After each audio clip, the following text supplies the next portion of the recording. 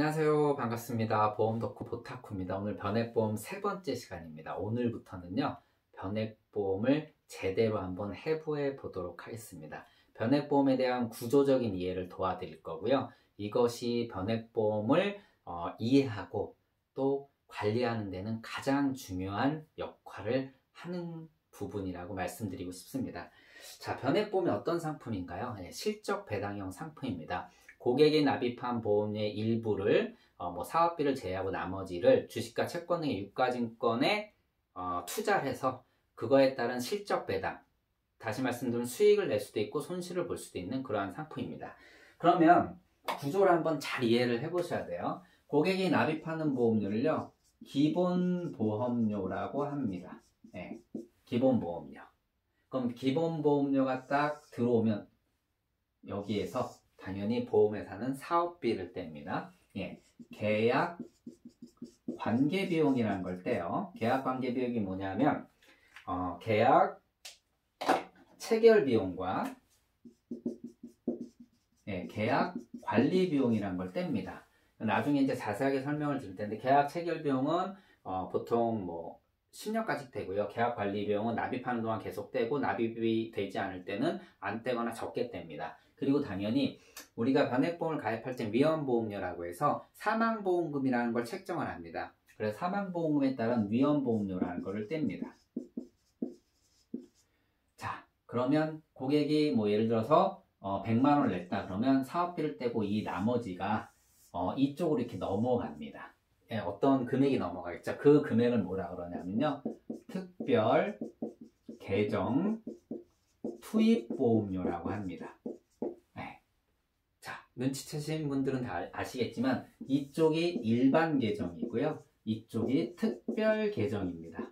특별 계정에 투입이 된다는 것은 앞서 말씀드린 것처럼 주식이나 채권 등의 유가증권을 매입해서 이제 투자가 시작된다는 겁니다. 그러면 보통 이제 매일 굴립니다. 매일 투자하면 투자 수익이 매일매일 나는데, 우리가 변액보험 같은 경우 보통 매월 납입을 하니까 한 달 이후에 이 돈이 굴리면 어떻게 됩니까? 그게 하루든 한 달이든 상관없이 굴린 후에 돈을요, 특별 계정 적립금이라고 합니다.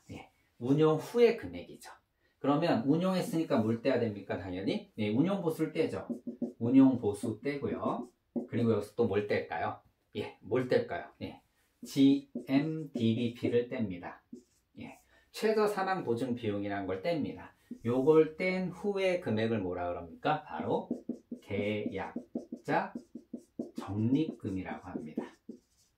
자, 제가 강의를 많이 하지만 변액보험을 오랫동안 판매하신 분들도 사실 이 용어에 대해서 잘 모르세요. 왜냐하면 이걸 굳이 알 필요가 없다고 생각하시기 때문에 굳이 이런 것들을 공부하거나 그러지 않으셨는데, 변액보험을 관리할 때는 이게 매우 중요합니다. 이게 아주 중요한 역할을 하고요. 그리고 계약자 적립금에서 내가 만약에 해지를 한다 그러면 여기서 뭘 뺍니까?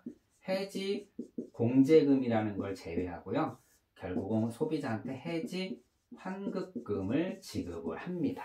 이게 변액보험의 가장 중요한 용어들을 제가 이제 정리를 한 겁니다. 고객이 기본보험료를 내면 여기서 계약 체결비용, 계약 관리비용, 그리고 위험보험료 떼고요. 그 다음에 특별계정에 투입되는 보험료를 특별계정 투입보험료라고, 여기서 운용의 그 금액을 특별계정 적립금이라고 하고, 운용을 했으니까 운용보수랑 GMDBP 떼고 나머지가 계약자 적립금이 되는 겁니다. 그리고 계약자 적립금에서 만약 해지를 하게 되면 해지공제금을 제외하고, 해지공제금은 클 수도 있고 영원이 될 수도 있습니다. 기간에 따라서 해지환급금이 고객한테 지급이 되는 거죠. 자, 그럼 한 가지 넘어가 볼까요? GMDBP가 뭐죠? 최저 사망 보증 비용이라고 하는데, 이런 경우가 있을 겁니다. 예상으로 1년을 넣습니다. 100만 원씩 1200이 들어갔겠죠. 그런데 이 변액보험 상품의 사망보험금이 300만 원짜리였습니다. 그러면 변액보험은 사망 시에 어떤 걸 주냐면 계약자 적립금, 당시의 계약자 적립금 플러스 사망보험금 줍니다. 그런데 이 펀드가 완전히 폭삭 망한 거예요. 그럴 가능성은 희박하지만 이 펀드가 1200짜리가 실제 이제 특별 계정에 투입되는 돈은 900만 원, 1000만 원이 투입이 됐다라고 하는데, 여하튼 펀드가 개망해서 이게 500만 원이 돼버린 겁니다. 말이 안 되는 거죠. 그래서 이 당시에 그런데 이 계약자가 보험을 해지한 것이 아니라 사망해서 계약자 적립금 플러스 사망보험을 받아버립니다. 얼마를 받죠? 800을 받게 되죠. 내 의지로 보험을 해지한 것이 아니라 사망을 했는데 내가 납입한 원금보다 못 받는 경우가 있으면 될까 안 될까요? 예, 이것을 예방하기 위해서 방지하기 위해서 이러한 일이 있으면 안 된다라고 해서 GNDBP라는 비용을 받는 겁니다. 굉장히 적게 뗍니다. 굉장히 적게 떼는데 중요한 건 적립금 기준으로 뗀다라는 거고요. 그래서 최소 이런 경우는 내가 납입한 원금을 돌려줘야 된다라는 게 어떻게 보면 보험 상품의 어떤 의미적으로 보시면 되고요. 그래서 GNDBP는 그러한 것을 의미합니다. 네. 무튼 이런 일은 사실 거의 일어나진 않는데요.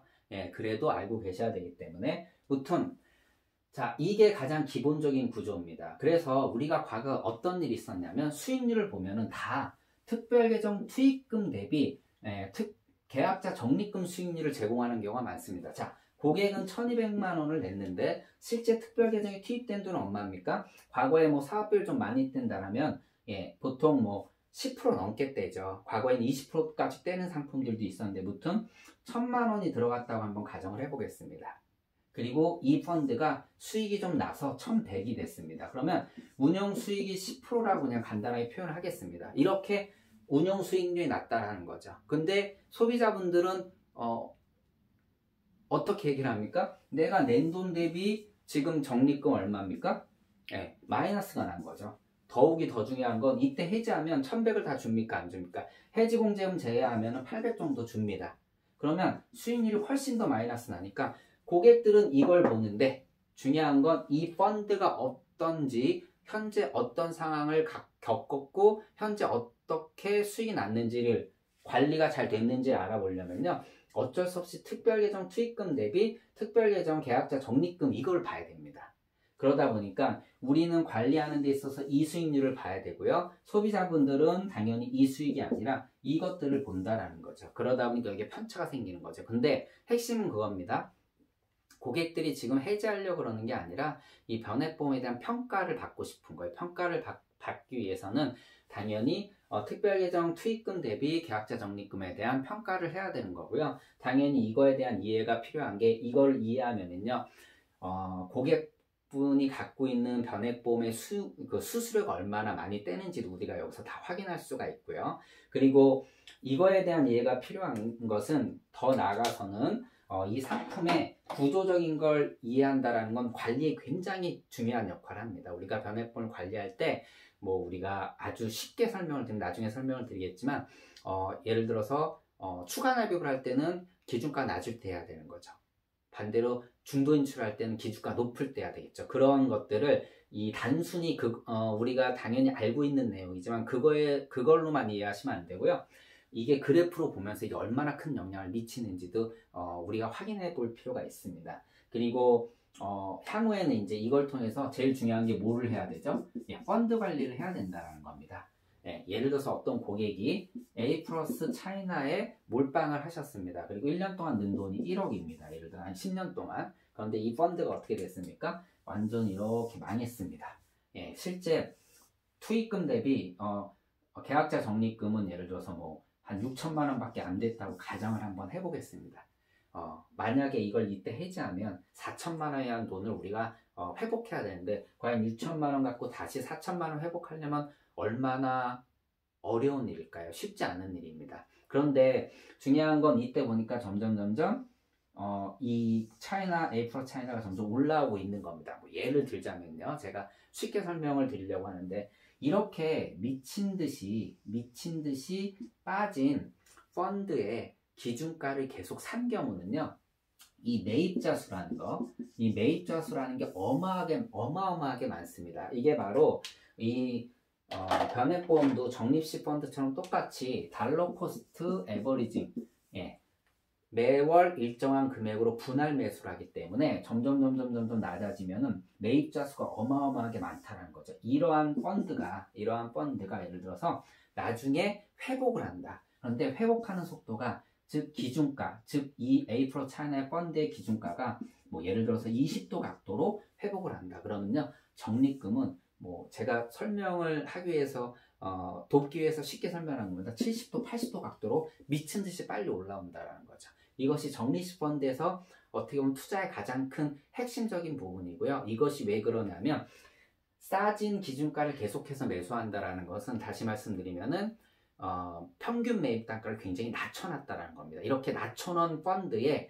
회복은요 굉장히 빨리 회복될 수 있습니다. 그래서 뭐 중요한 건 이 당시에 이 고객이 이걸 굳이 해지해서 돈이 필요한 게 아니다라면 이렇게 망가진 펀드가 평가하기에 전문가들이 평가하기에 회복할 기미가 있고 앞으로 좋은 시장이 기대될 거라면 이걸 함부로 해지하면 안 된다는 거죠. 뭐 예를 들어 설명을 드리는 겁니다. 자, 오늘 변액보험 구조에서 가장 기본적인 말씀을 드렸는데 일단 일반 계정과 특별 계정이 있다고 말씀드렸고요. 먼저 고객이 나입하는 기본 보험료가 일반 계정에 들어오면 계약 체결 비용, 계약 관리 비용, 그 다음에 위험 보험료 떼고 그 다음에 나머지 돈이 어디 들어간다? 특별 계정에 투입된다. 이 투입된다라는 건 다시 말씀드린 거 주식과 채권의 유가증권을 매수한다는 얘기고요. 유가증권을 매수했다라는 건 투자가 시작됐다라는 거고 운용을 하죠. 운용 후의 금액을 특별계정 적립금이라고 얘기하고요. 운영보수 떼고 GMDBP 떼고 나머지를 뭐라고요? 계약자 적립금이라고 합니다. 그리고 계약자 적립금에서 혹시 해지하면 해지공제금을 빼고 나머지를 해지환급금이라고 표현을 합니다. 이게 변액보험의 돈들이 굴러가는 가장 기본 구조입니다. 제가 나중에 이걸 숫자로 또 엑셀로 한번 설명을 드릴 건데요. 무튼 이 구조가 변액보험을 관리하고 변액보험을 이해하는데 가장 핵심적인 구조가 됩니다. 그래서 오늘 좀 제가 약간 과열되게 설명을 드렸는데 자, 어렵지 않으시죠? 저 돈이 굴러가는 걸 나중에 보여드리면 더 쉬울 거고요. 이것이 변액보험 이해하는 가장 기초적인 내용이라서 오늘 이렇게 설명을 드렸습니다. 자, 보험 덕후 부탁후 구독과 좋아요 눌러주시고요. 다음 시간에 또 찾아뵙겠습니다. 고맙습니다.